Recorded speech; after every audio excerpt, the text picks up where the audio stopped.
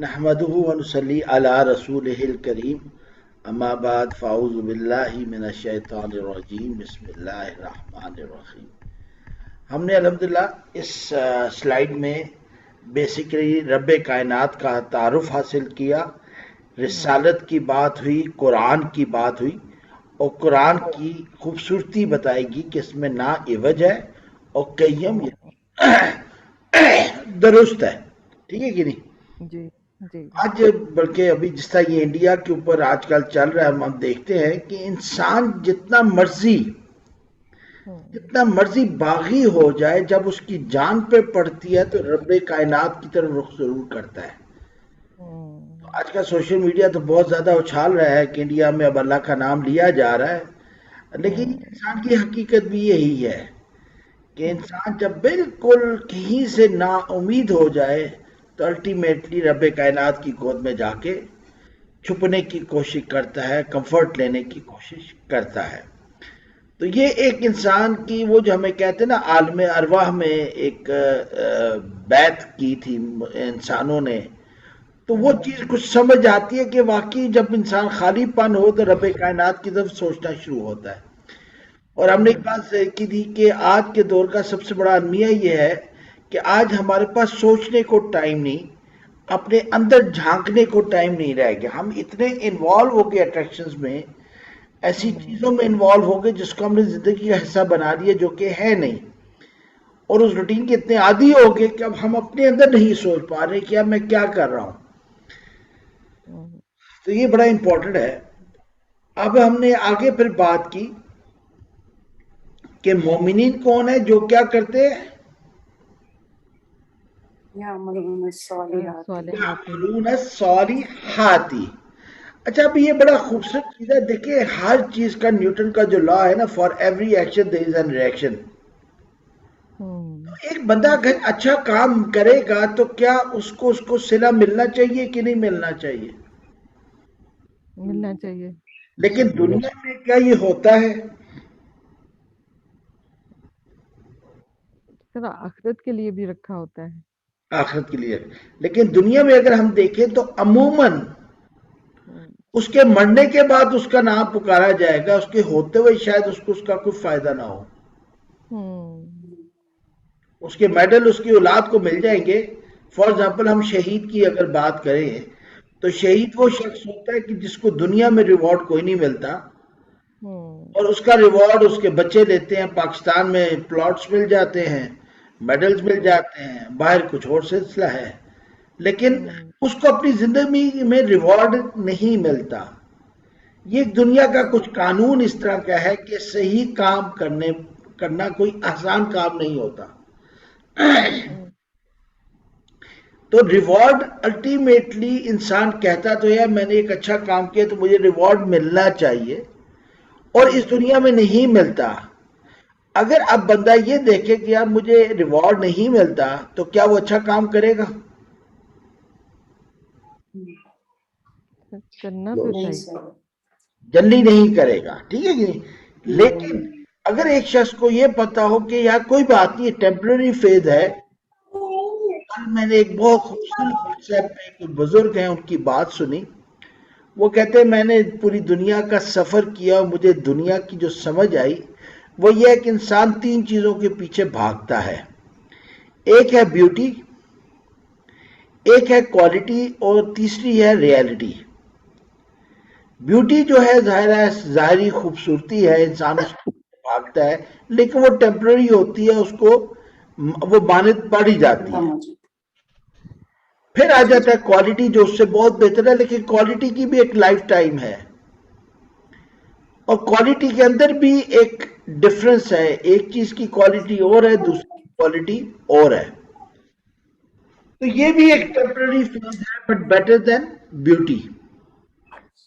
اور سب سے آخری چیز ہے ریالٹی.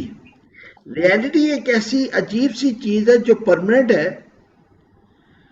اس کی ایک مثال یہ ہے کہ ایک عورت جب لیبر پین سے گزرتی ہے تو وہ تو تقریباً زندگی اور موت کے درمیان کا ایک پلسرات پہ سفر ہوتا ہے، لیکن پھر بھی اس لیبر پین سے گزرنا کیوں پسند کرتی ہے؟ کہ جو اس کو انعام اولاد کی شکل میں ملنا ہے اس کے سلسلے میں وہ یہ فیصلہ کرتی ہے کہ ہاں میں نے اس پروسیس سے گزرنا ہے، ٹھیک ہے کہ نہیں؟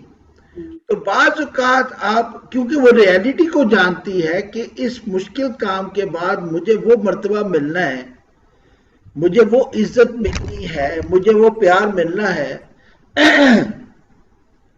کہ میں اس درد سے گزر جاؤں تو میری ایک زندگی کا ایک آبجیکٹو بن جائے گا۔ تو انسان پاس کا ریالٹی کو جان کر مشکلات کو بھی سینہ لگا لیتا ہے، ٹھیک ہے نا؟ تو اگر انسان کو اپنی ریالٹی کا پتہ ہو کہ میں خود پیدا نہیں ہوا اور خود اپنی مرضی سے فوت نہیں ہوتا، تو کیا میں نے زندگی بھی پھر خود اپنی مرضی سے گزار سکتا ہوں؟ جس کا اول و آخر میں مرضی شامل ہی نہیں ہے تو اس کے درمیان میں مرضی کا پہلو کیسے آ سکتا ہے؟ تو then there must be someone جس نے اس کو پیدا کیا، جو اس کی مرضی کے بغیر اس نے پیدا کیا، مرضی کے بغیر مارے گا، اس کی مرضی کے مطابق پھر میں نے زندگی گزارنی ہے۔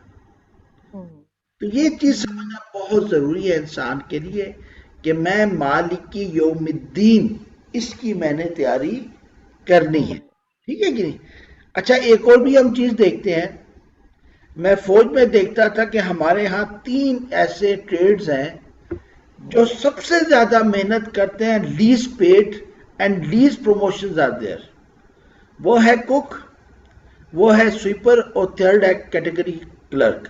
اور اگر ہم اپنے ہاں بھی دیکھیں کسی بھی آرگنائزیشن میں آپ کو یہ 3 کیٹیگریز سب سے زیادہ کام کرتے ہیں، سب سے زیادہ بے عزت ہوتے ہیں، ان کی چھٹی بھی نہیں ہوتی، ان کا ریسٹ بھی نہیں ہوتا، اور ان کو پے بھی نہیں ملتی، نہ پروموشنز ہوتی ہیں، ٹھیک ہے کہ نہیں؟ تو اب دیکھیں کہ سب سے زیادہ محنت کرنے والے کو ریوارڈ نہیں مل رہا اس دنیا میں، ہم اپنے سامنے دیکھتے ہیں۔ تو ریوارڈ محنت پہ نہیں ہے۔ اگر ہم کہیں کہ ریوارڈ محنت پہ ہے تو در حقیقت نہیں ہے، ٹھیک ہے کہ نہیں؟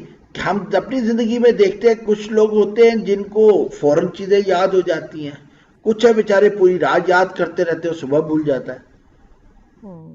کچھ ہوتے ہیں جو رات کو آتے ہیں 2 لڑکوں سے بات کرتے ہیں اور کل وہی پیپر آ جاتا ہے، اور وہ جو 2 لڑکے ہوتے ہیں جن کو دیکھ کے اس نے پیپر یاد کیا تھا، وہ باقی چیزوں پہ زیادہ اتنے بزی ہوتے ہیں کہ وہ جو 2 چیزیں انہوں نے ان کو پڑھائی ہوتی ہے خود ان کو صحیح یاد نہیں ہوتی، ان کے نمبر کم آ جاتے ہیں، دوسرے کے زیادہ آ جاتے ہیں۔ اس کو ہم قسمت بھی کہتے ہیں، ٹھیک ہے نا؟ تو اس کا مطلب کیا ہوا کہ کیپیبلٹیز کا فرق ہے، ہر شخص کی زندگی میں کیپیبلٹیز کا بھی فرق ہے اور اپرچونٹیز کا بھی فرق ہے۔ تو ان دونوں کی بیس پہ پھر ہمیں سمجھ آتی ہے احسن عملہ۔ ہر شخص نے اپنی اپرچونٹی، اپنی کیپیبلٹی کے مطابق اللہ کو جواب دینا ہے کہ میں نے احسن عملہ کیا یا نہیں کیا، ٹھیک ہے کہ نہیں؟ اگلی بات آگئی اجر کی۔ اللہ نے کہا کہ میں اجر دوں گا، لیکن اجر کے ساتھ بڑی پیاری بات آگے کی مرکب توصیفی میں، وہ کیا کہا؟ حسنہ، خوبصورت، پسندیدہ۔ دیکھیں بہت کم ہوتا ہے، ہم جلدی بچوں سے پوچھتے ہیں بیٹا تیری مرضی کیا ہے، اور بعض اوقات اگر ہمارے پاس زیادہ ریسورسز ہم سرپرائز بھی دیتے ہیں، بچے کی فرمائش کو جانتے ہوتے ہیں، اس کی خواہش کو جانتے ہیں، لیکن جلدی ایسے ہوتا نہیں، ٹھیک ہے کہ نہیں؟ خاص طور پہ ہم جب جاب کرتے ہیں تو جاب میں اجرن حسنہ ہمیں نہیں ملتا، ٹھیک ہے نا؟ اللہ تعالیٰ کہہ رہے ہیں کتنا ایسا خوبصورت اجر دوں گا کہ تجھے مزہ آ جائے گا۔ مطلب وہی ہے مالک یوم الدین جو ہے رب العالمین ہے۔ اب رب العالمین کے مطابق، وہ کل ایک لطیفہ بھی واٹس ایپ پہ آیا تھا کہ ایک بادشاہ گزر رہا تھا تو راستے میں ایک بچہ ملا، تو اس نے بچے سے سوال کیا، بچے نے جواب دیا تو اس نے ایک اشرفی دے دی۔ اس نے کہا میں نے نہیں لینی، تو اس نے کہا یار کیوں نہیں لینی؟ اس نے کہا ماما مارے گی کہ کسی اور اجنبی سے اشرفی نہیں لیتے۔ تو بادشاہ نے کہا نہیں تم مجھے نہیں جانتے. اس نے کہا نہیں جانتا ہوں.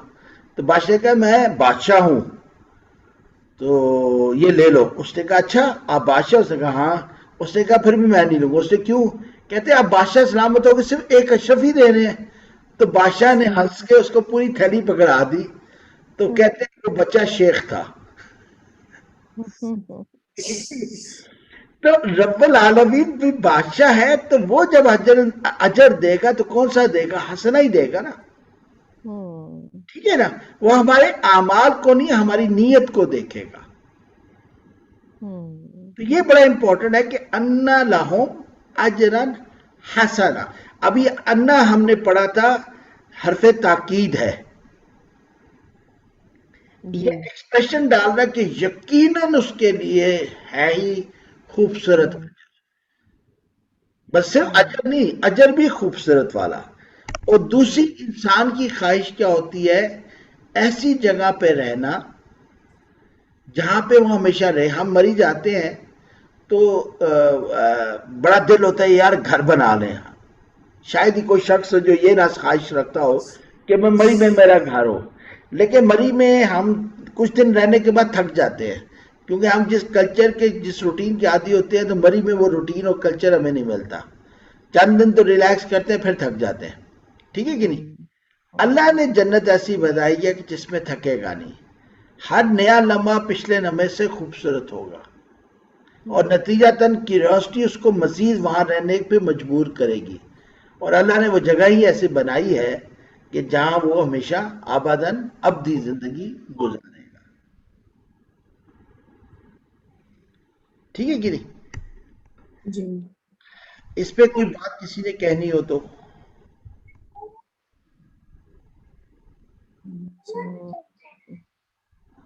کریں.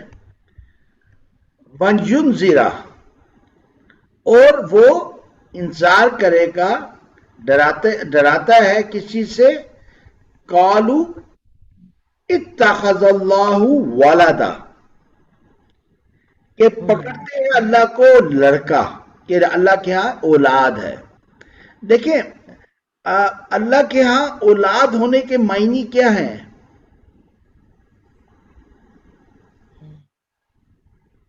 اولاد کس لیے ہوتی ہے انسان کی؟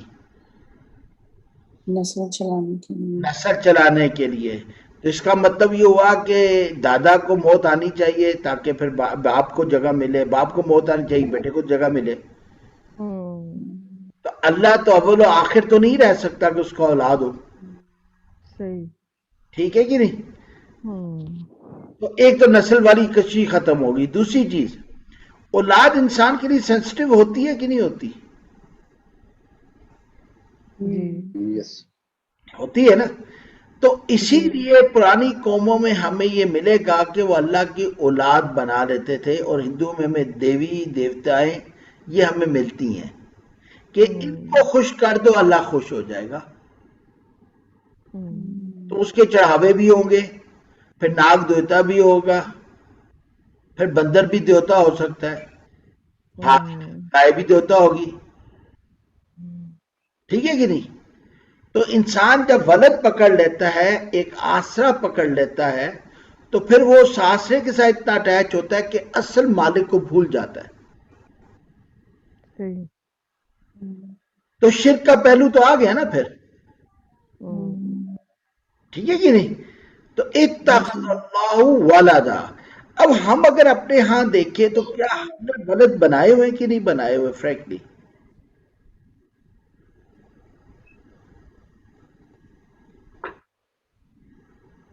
ہم استخارہ بھی کرنے کے لیے لوگوں کو کہتے تم میرے لیے استخارہ کرو. حالانکہ استخارہ کی دعا پڑھے بڑی خوبصورت دعا ہے اور دعا میں نفی ہو جاتی ہے اس بات کی. صحیح. لیکن ہمارے یہاں کتنا رواج اس پہ پروگرام چلتے ہیں استخارے کے اوپر. ٹھیک ہے کہ نہیں؟ اسی طرح ہمارے یہاں اور بہت سی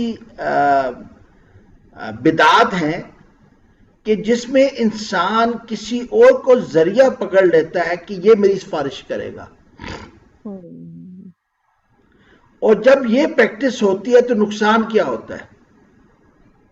انسان اصل کو بھول جاتا ہے، فرائض کو بھول جاتا ہے اور دائیں بائیں کی چیزوں میں مشغول ہو جاتا ہے۔ اور آپ دیکھ لیں پھر درباروں میں کیا ہوتا ہے،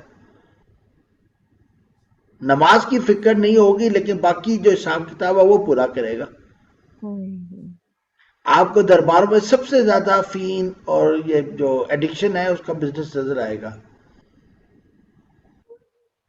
اور بزرگ مانا جائے گا جو کرنٹ بابا ہو یا ہپنوٹزم کی جو مختلف انداز ہیں، آج کل اس کی ویڈیوز تو آپ سب نے دیکھی ہوں گی، اور پھر اس کے ساتھ جو اور خرافات ہیں اس کا بھی ہم سب کو پتہ ہے۔ اللہ پاک ہے اولاد سے، ٹھیک ہے نا، اللہ کہہ رہے ہیں میں پاک ہوں اس سے۔ اور اولاد بندہ کب رکھتا ہے؟ اب اللہ نے دو وجوہات بتا دی۔ اولاد اس وقت رکھتا ہے یہاں تو اس کے پاس علم نہیں ہوتا، ٹھیک ہے کہ نہیں؟ اب علم تو ہوتا ہے، دیکھیں بے نظیر بھٹو بھی چھڑی والے بابا کے پاس جاتی تھی کہ نہیں جاتی تھی؟ عمران خان کے متعلق بھی آتا ہے کہ پنکی پیڑنی کے پاس جاتے تھا کہ نہیں جاتا تھا؟ جنرل ضیاء کے متعلق بھی آتا ہے۔ آپ دیکھیں جتنے بڑے لوگ ہیں دنیاوی طور پہ، ہر ایک نے کسی نہ کسی کو پکڑا ہوا تھا، ٹھیک ہے کہ نہیں؟ اور ابھی وہ پڑھے لکھے لوگ تھے، ان پڑھ تو نہیں تھے۔ تو یہاں علم کو ہم نے دیکھنا کہ علم کیا ہے، تو اس کو ہمیں سمجھ آئے گی کس سے؟ سورہ اقرا سے، اقرا بسم ربک الذی خلق، اور لیکن کس کے نام سے؟ اللہ کے نام سے، تیرا قبلہ درست رہے، ٹھیک ہے کہ نہیں؟ آج انسان اتنا جدید ہو گیا، اتنا صاحب علم ہو گیا کہ زمین جس میں نیچرلی وہ زندہ رہ سکتا اس کو تو وہ گندا کر رہا ہے، لیکن مارس اور جوپیٹر میں جا کے پانی کے اثرات ڈھونڈ رہا ہے۔ جتنے پیسے وہ اس دنیا میں رہنے کے لیے ڈھونڈ رہا ہے، اگر وہی پیسے دنیا کو خوبصورت بنانے کے لیے کر دیے جائیں تو کیا زیادہ بہتر نہیں ہے؟ لیکن ہم لوگ کے مطلب نالج جو ہے وہ بھی اقرا بسم ربک الذی خلق والا جو نالج ہے وہ اصل نالج ہے۔ ایک تو یہ ایشو ہے علم نہیں ہے، اور دوسرا ایشو کیا ہے؟ روایات۔ آپ دیکھ لیں ہماری زندگی ان دو چیزوں میں ہی ہے، ہم دین کے معاملے میں عموماً روایات پہ رہتے ہیں، اور دین کے معاملے میں عموماً ہم کہتے ہیں بس کسی عام آدمی سے پوچھ کے، کسی اوتھینٹک بندے سے نہیں پوچھیں گے، اور بس ہم اپنے آپ کو سیٹسفائی کر لیتے ہیں۔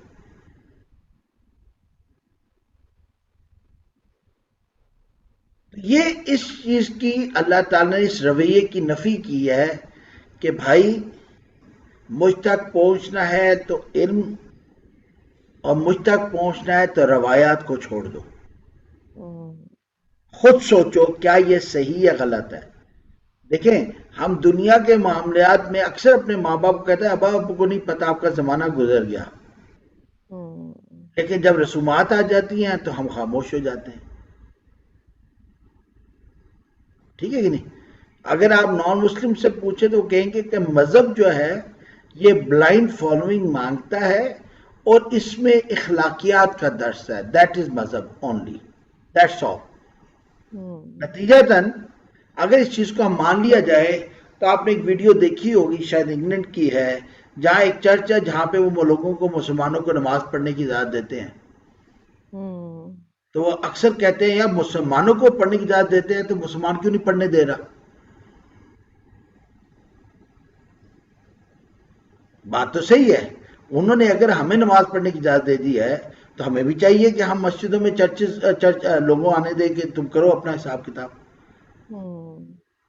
اچھا اسی طریقے سے ایک اور بھی چیز ہمارے یہاں بڑی عام ہے کہ باہر تو ہمیں مسجدیں بنانے کی اجازت ہے، تبلیغ کرنے کی اجازت ہے، تو پاکستان میں یا مسلمان ملک میں لوگوں کو تبلیغ کرنے کی اجازت کیوں نہیں ہے؟ اب یہ کوشچن بڑے خوبصورت ہے،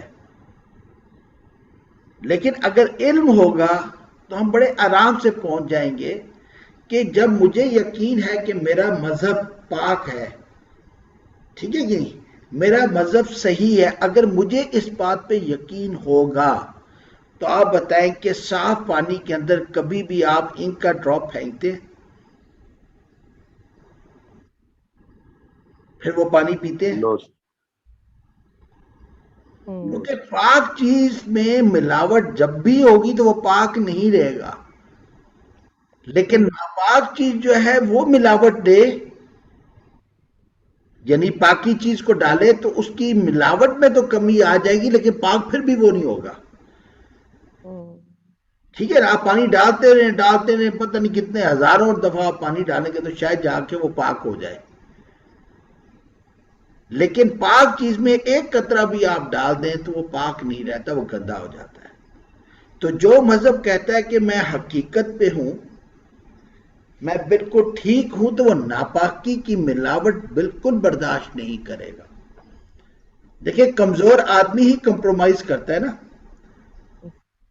کانفلکٹ مینجمنٹ میں کیا ہوتا ہے؟ ہمیشہ جس کا زور آور ہوتا ہے اس کی بات سنی جاتی ہے۔ آج مسلمان کہتے ہیں دیکھو مسلمانوں کے ساتھ ظلم ہو رہا ہے، بھئی ہوگا، کیوں نہیں ہوگا؟ تم کمزور ہو، کیوں کمزور ہوئے؟ ہم آج کہتے ہیں کہ اسرائیل ہمارے خلاف سازش کر رہا ہے، بھئی کر رہا ہے، بالکل کر رہا ہے، اس کی تو آئیڈیالوجی ہے، تمہاری آئیڈیالوجی کیا ہے؟ تم اتنے کمزور کیوں ہو؟ کیوں ہر دفعہ تم ہی ان کے ہاتھوں استعمال ہوتے ہو؟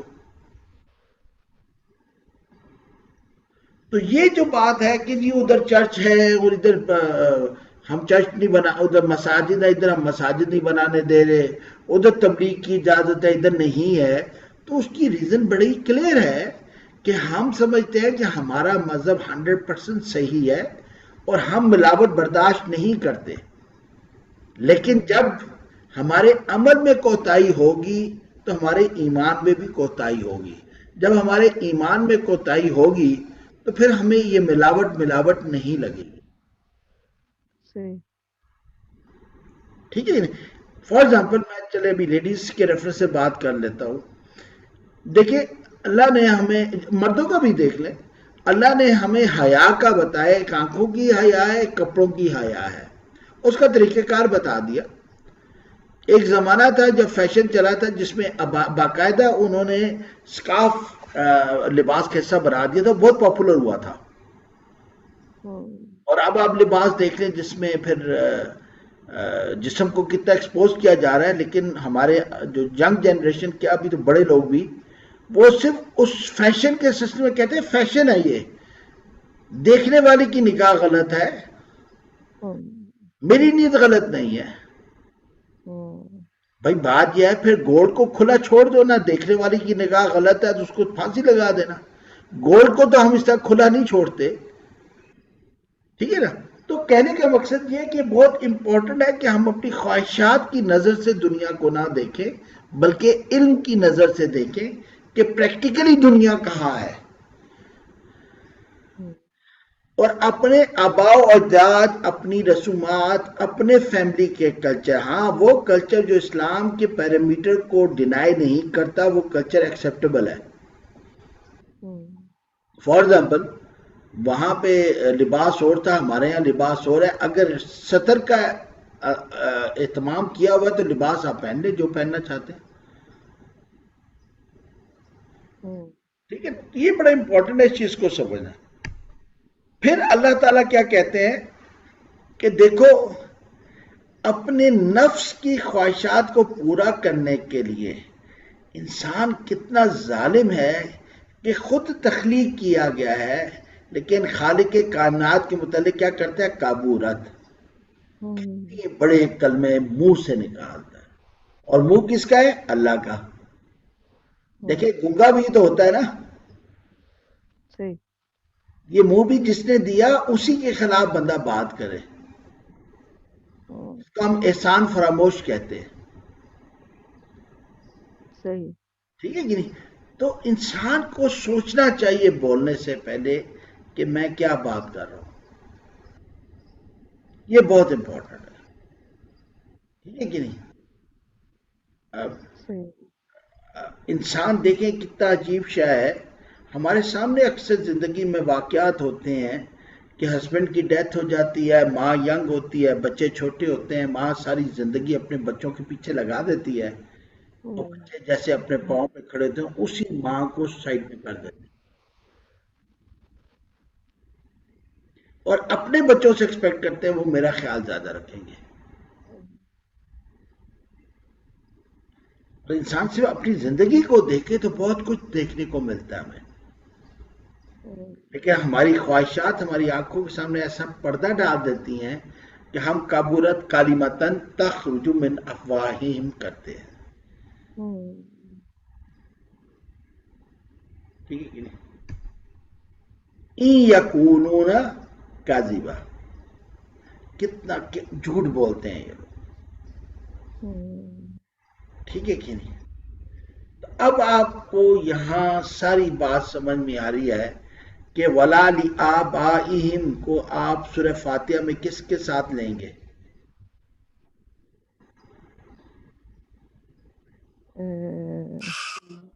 ظالم ظالین کے ساتھ لیں گے. اتخذ اللہ والدن کس کے ساتھ لیں گے؟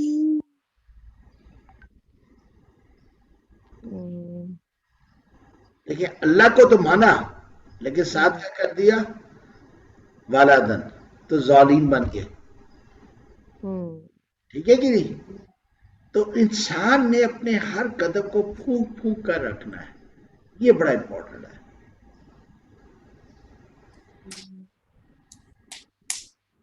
صحیح ہوگی. ٹھیک ہے کہ نہیں؟ اس پہ کسی نے کوئی بات شیئر کرنی ہو تو سر تھوڑی سی ریلیٹڈ ہے یا نہیں، لیکن ریسنٹلی میں ابھی سن رہی تھی تو مجھے اس سے وہی کنیکٹ کر کے لگ رہا ہے کہ میں وہ نعمان علی خان نے شروع کیا ہوا ہے رمضان میں ایوری ڈے چھوٹا سا ایک 15-20 منٹ کا ایک لوگوں کے سوال جواب کر رہے ہیں. تو پچھلے 2 پروگرامز میں جو ہیں وہ کویسچن تھے دعا کے اوپر کہ دعا جو ہے وہ کوئی بھی دعا جو ہے اس کو اتنی بار پڑھا جائے اور اتنے وقت پڑھا جائے، یوں کریں. یعنی یہ لوگوں نے سوال پوچھے ہوئے تھے.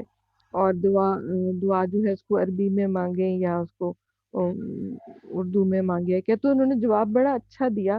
انہوں نے کہا کہ دعا جو ہے وہ پہلی بات تو یہ کہ کچھ تو ہماری مسنون دعائیں ہیں جو قرآن سے اور حدیث سے مروج ہے، ہمیں پتہ ہے کہ وہ ہیں، جیسے صبح اٹھنے کی دعا، گھر سے نکلنے کی دعا، گاڑی چلانے کی دعا، تو وہ ہے، ان کو پڑھ لینا اور اچھی بات ہوتی ہے. لیکن اب ان کے خیال میں انہوں نے کہا کہ جیسے یہ کہتے ہیں کہ جی فلاں آیت یا سورت اتنی دفعہ پڑھ لیں، یا 11 دفعہ، 41 دفعہ، فلاں دفعہ. تو ان کا خیال تھا کہ یہ کیونکہ یعنی کہ انڈیکیٹڈ نہیں ہے قرآن میں اور حدیث میں، تو یہ شاید مناسب نہیں ہے. پھر انہوں نے بڑی اچھی بات یہ کہی کہ جو بھی دعا پڑھیں اس کو دل سے پڑھیں اور اس کو سمجھ کے پڑھیں. تو وہ جو ہم کہہ رہے ہیں نا والا آبائہم، کہ یعنی کہ اور کلمات تخرج من افواہہم، مجھے اس میں یہ کنیکشن لگ رہا ہے کہ ہم بس دعا جو ہے وہ رٹی رٹائی جو ہے وہ جیسے پچھلے پڑھتے آئے ہم اسی طرح ہی پڑھتے جائیں گے، یہ 41 دفعہ پڑھ لیں یا 11 دفعہ پڑھ لیں یا فلاں. تو واقعی یہی سمجھ آتی ہے کہ اگر سمجھ کے دل سے پڑھی جائے. اور پھر انہوں نے سورۃ کہف کا ہی اگزامپل دیا آگے. انہوں نے کہا کہ ان میں وہ جو جوان تھے وہ تو مسلمان ایز سچ بھی شاید تھے یا نہیں تھے، لیکن بس اللہ کو مانتے تھے، وحدانیت تھی ان کے دھیان میں، اور باقی بہت ڈیٹیلز ان کے. لیکن انہوں نے جو دعا مانگی وہ تو انہوں نے اپنی زبان میں مانگی اور انہوں نے اللہ تعالیٰ سے ہدایت مانگی اور کہ ان کو بہتری کرے. تو وہ تو کوئی ایسی دعا نہیں تھی کہ انہوں نے اتنی دفعہ پڑھی. تو یہ انہوں نے اگزامپل دے کے بتایا کہ انہوں نے وہ ان لڑکوں نے وہ دعا، اللہ تعالیٰ نے اس کو قبول کیا، اور وہی قصہ پھر جو ہے وہ سارا یہاں پر سورہ کہف میں آتا ہے. بالکل آپ نے بات صحیح کی. دیکھیں اپنی زبان میں تو ایک اور اثر ہوتا ہے، جی لیکن اب فار ایگزامپل ایک دعا ہے ربنا ہب لنا من ازواجنا وذریاتنا قرۃ اعین واجعلنا للمتقین اماما. اب اس کو اردو میں کر لیں. مزہ ہی نہیں آئے گا. صحیح بات ہے. بول رہا تھا یونین ہے آنکھوں کی ٹھنڈک ہوں، اور متقین کا امام بنا. دیکھیں جس اللہ نے یہ دعائیں دی ہیں اس نے پھر کتنی خوبصورت کوٹیشن بنا کے دی ہے. ہوں، ہوں، تو ہاں قصور ہمارا ہے کہ اگر ہم اس کا مطلب نہ جانتے ہو. جی یہ بات ہے بالکل. ٹھیک ہے کہ نہیں؟ تو اور دعا بھی انسان بعض کا اس طرح مانگ رہا ہوتا ہے کہ اپنے لیے نقصان دہ کرتا ہے. ڈاکٹر فرد ہاشمی کا مجھے ایک لیکچر یاد ہے کہ وہ بتائی تھی ایک خاتون تھی, انہوں نے خانہ کعبہ جا کے دعا کی یا اللہ مجھے پتلا کر دے, جو لیڈیز کا آج کل ایشو بھی ہے. وہ بیمار پڑ گئی. اللہ. ٹھیک ہے, وہ کہہ رہی میری اسٹوڈنٹ تھی, جاننے والی تھی, وہ بیمار پڑ گئی. ہاں تو اس نے اپنے طور پہ صحت کی مانگی لیکن منہ سے بات نکلے کہ پتلا کر دے. ٹھیک ہے نا. تو کہنے کا مقصد یہ ہے کہ دعا بالکل اپنے اللہ سے ڈائریکٹ مانگے, اللہ کو پتہ ہے نیت کیا ہے, لیکن جو دعائیں اللہ نے دی ہے نا فرینکلی اگر آپ ان کو پڑھیں تو کچھ ضرورت ہی نہیں رہ جاتی کسی چیز کی. آج ہمارے یہاں بچوں کے متعلق ماں باپ بہت پریشان ہیں. ٹھیک ہے, ہسبینڈ اور وائف کے درمیان میں بہت ریلیشن شپس کا ایشو اٹھا ہوا ہے. اب آپ یہ دعا پڑھ لیں اپنے بچوں کو دیکھ کے, اپنے اسپاؤس کو دیکھ کے کہ ربنا, اے ہمارے رب, حب لنا, عطا کر ہمیں, من ازواجنا, میری زوج سے, وذریاتنا, میری اولاد سے, قرۃ اعین, آنکھوں کی ٹھنڈک. اب دیکھیں آنکھوں کی ٹھنڈک کو ون کین فیل. ٹھیک ہے نا, وہ ایک بک ہے نا چائنیز شاید ہے جس میں how to enjoy sip of tea. تو جیسے انسان بچے کی گلکاری کو انجوائے کرتا ہے نا, وہ ایک الگ ہی فیلنگ ہے. تو اگر وائف اور بچوں سے بندہ خوش ہو تو قرۃ اعین ایک بہت خوبصورت انداز ہے, اس میں ہر چیز پوشیدہ ہے. ادب, آداب, سکسیس, نیم اینی تھنگ. تو یہ بس وہ دل کے معاملات ہیں, اللہ کے ساتھ تو دل کا معاملہ ہے نا. اگر ایک شخص سمجھتا ہے کہ میں اپنی زبان میں پڑھ رہا ہوں سو بسم اللہ, اللہ کو تو زبان کا ایشو نہیں ہے. جی بالکل, اللہ کو تو اس بات کی ایشو نہیں ہے, لیکن کوئی بندہ ابھی انشاءاللہ آپ جب جیسے جیسے گرامر پڑھیں گی آپ کا دل چاہے گا میں عربک میں دعا مانگوں, کیونکہ میں اردو میں مانگوں گی تو میں کمزور چیزیں مانگوں گی. صحیح بات ہے. ٹھیک ہے. کسی نے پوچھا تھا کہ عربک زبان کی بلاغت کیسے واضح کریں گے, انہوں نے کہا کہ تم کیسے کہو گے کہ جہنم بہت زیادہ شدید ہے, انہوں نے کہا بہت زیادہ شدید ہے. قرآن میں اس کی عربک میں کچھ ہے لیکن ترجمہ مجھے جو ذہن میں آتا ہے وہ یہ ہے کہ جہنم پکارے گی, مطلب اور بھی کوئی ہے, جہنم کا پیٹ اتنا بڑا ہے, اور بھی کوئی ہے جس کو میں سنبھالوں. تو ایکسپریشنز اس وہی ہم جو لنگوسٹک میں کہتے ہیں نا کہ ٹرانسلیشن از اے ٹریجن. ٹھیک ہے نا, آپ اس کے ساتھ اس زبان کی ترجمہ آپ ٹرانسلیٹ کر ہی نہیں سکتے, پاسبل ہی نہیں ہے. تو رب کائنات کو کیا ضرورت تھی ہمیں دعائیں سکھانے کی, اگر ہم اپنی زبان سے ہی مانگ لیتے تو there must be some reason. ٹھیک ہے کہ نہیں. وہ الگ بات ہے کہ وہ پھر جب ہم دعائیں مانگتے ہیں تو ان اللہ سے فوتگی پہ مانگتے ہیں.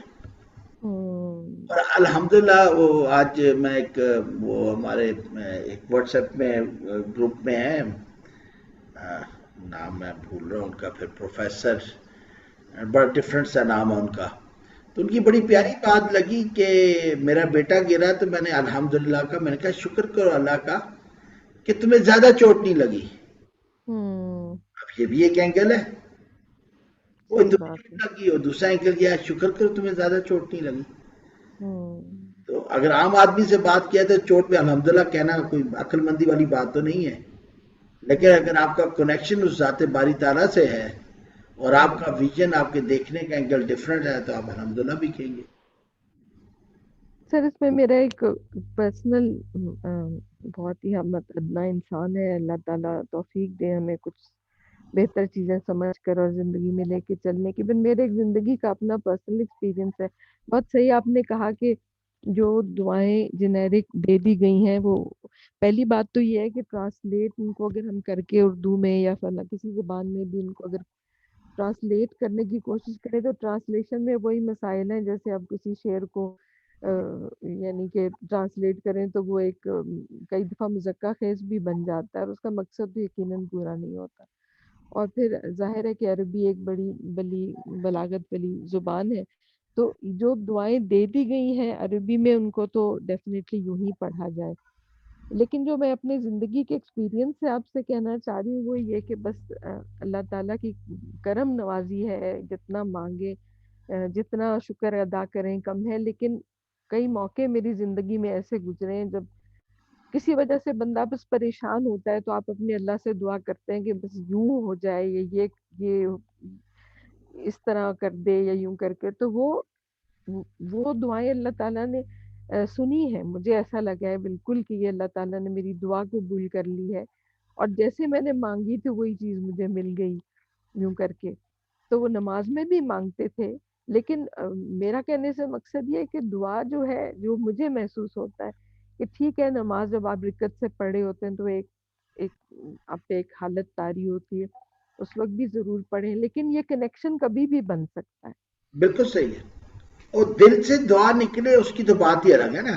دیکھیے مطلب جی. کہنے کا مقصد یہ نہیں ہے کہ کوئی فتویٰ ہے کہ نہیں قرآن عربی کی دعا پڑھے، لیکن مطلب ہر بندے کا اپنا ایک انداز ہے. جب آپ کو ضرورت پڑے گی تو ظاہر ہے ادھر تو ربنا ہب لنا من ازواجنا نہیں پڑھیں گے نا. آپ کو تو ریکوائرمنٹ کوئی اور تھی.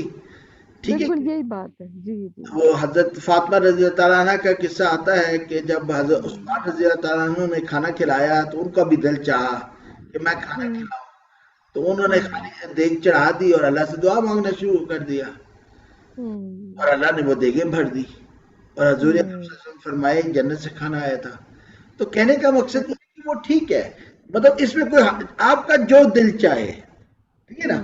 عام روٹین میں ٹھیک ہے. میں بھی شیئر کر لیتا ہوں. میں اپنے بچوں کو اور وائف کو دیکھ کے میں بہت پڑھتا ہوں یہ ربنا ہب لنا من ازواجنا، ٹھیک ہے نا. اور میں اس کے بھی شکر کا بھی ایک جذبہ پیدا ہوتا ہے. No doubt. ٹھیک ہے. ہاں جب ضرورت پڑتی ہے تو ظاہر ہے بندہ پھر ڈائریکٹ اردو میں مانگتا ہے کہ اس کی ٹرانسلیشن نہیں آ رہی ہوتی. بالکل.